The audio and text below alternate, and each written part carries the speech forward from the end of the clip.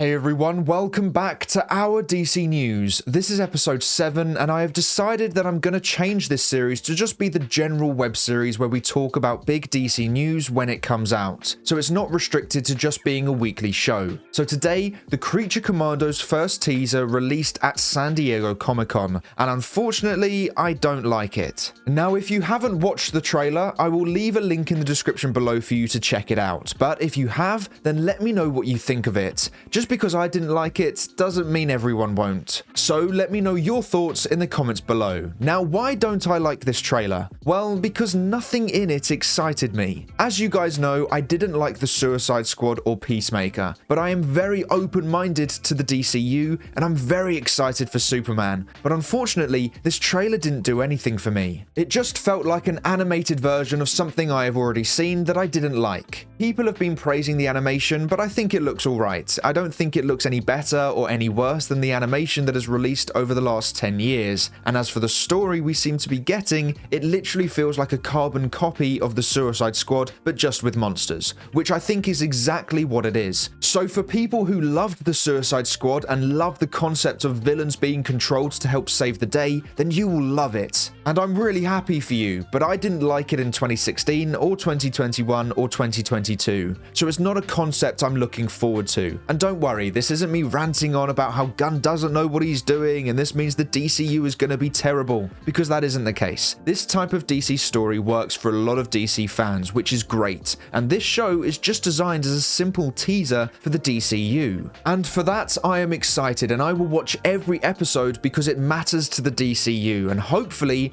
I actually end up really enjoying it. I don't want to not enjoy Creature Commandos. If anyone thinks like that, then you're just not a DC fan. So I really do hope I like the show when it comes out, and I will give it a very fair shot. But as always on the channel, I will give you my honest thoughts on everything. I'm not going to bend over backwards to love or hate something. I will just say it's how it is, and if your opinion differs to mine, then that's completely fine. And for this show, if you loved Gunn's previous DC work, then you'll be in heaven with this series. The teaser will look fantastic to you, and I'm really happy for you. My issue with Gunn's work has always been his writing. I watched Deadpool vs. Wolverine last night, which is an R-rated comedic superhero movie, and I had no issue with the humor, strong language, or gore, because that movie had fantastic dialogue and brilliantly written jokes. I absolutely loved that film. And with the Suicide Squad and Peacemaker, I thought the actual stories were great, but the dialogue and jokes were weak, and that's what ruined it for me. So that is my hesitation with Gunn in general. I think he can write an absolutely brilliant story, but the script always needs improving by someone else for me. It always feels too basic and usually ends up having a yelling match between two characters. If he was able to improve the dialogue and jokes that he would write, then I'd be on board a lot more than I am right now, as I would have loved his previous DC work. So that's my main issue. I'm not doubting the story, I'm doubting the quality of the script. And like I said, hopefully when the show comes out, I love it. This is just a small teaser, so no need to overreact with this. So now let's go on to the next reveal,